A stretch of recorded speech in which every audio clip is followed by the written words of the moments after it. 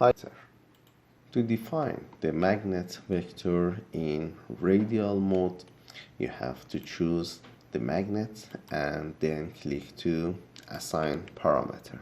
I have cloned NDFE for two different magnets, NDFE 40 for green and NDFE 40 for yellow one. Let's see the view edit material option. You have to change the material coordinate system from Cartesian to cylindrical to be able to have R component, phi component, and Z component. In here, you can change the magnetizing vector to R component. It's around the Z vector. After you have choose the R component for each magnet around its coordinate system, you have to change the coordinate system of the object. First, you have to select the green magnet, come here in properties windows. To assign a correct vector magnetization, you have to choose the correct orientation.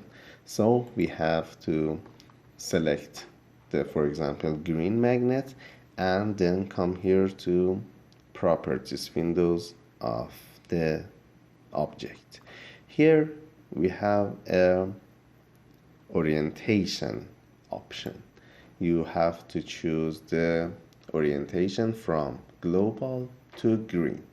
For the yellow magnet, as we define the orientations relative coordinate system 2 for this magnet, you have to choose the orientation to relative coordinate system 2.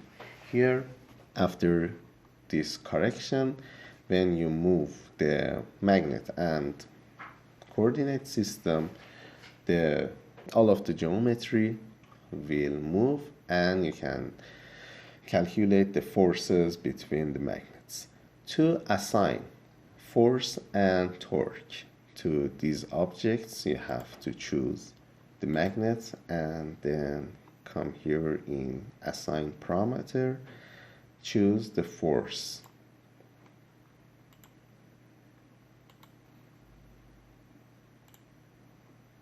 And click on the OK.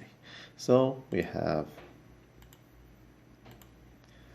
we define two different forces for magnets, green and the yellow magnet. In the drawing window, you can see that I have changed the moving vector in the vector of y to dx. It is a parameter that I have designed to select the movement value. When you change the moving vector to a parameter, when you change the parameter, the movement will be changed too. Here in the coordinate system, I have changed the origin of the coordinate system to the dx parameter too. As we can change the dx, the z origin of this coordinate system will be changed too. So to calculate the forces between these two magnets, we have to just change the dx simply. Now we have a parameter that we can simulate a parametric design. We can come to optimetrics, come to add, click on the parametric, and add a parametric solution on dx, as we want to solve the simulation from -4 millimeter to 4 millimeter with a step of 0.5 millimeter. You have to just complete these windows and click on the add. So we can see we have a table that the simulation will be run on these values. After you assign a parametric design, you have to click on the analyze of the optimetric parametric design.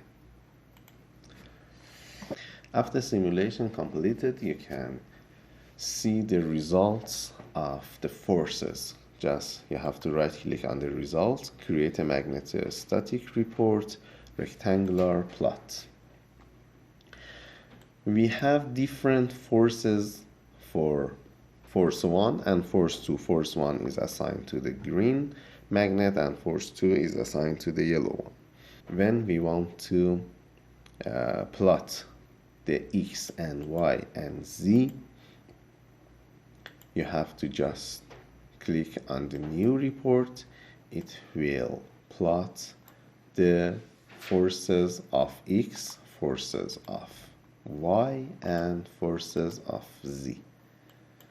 To know the value of each point, you can right click on the plot, choose marker, and choose add a marker. You can simply click on different places of the plot and read their values.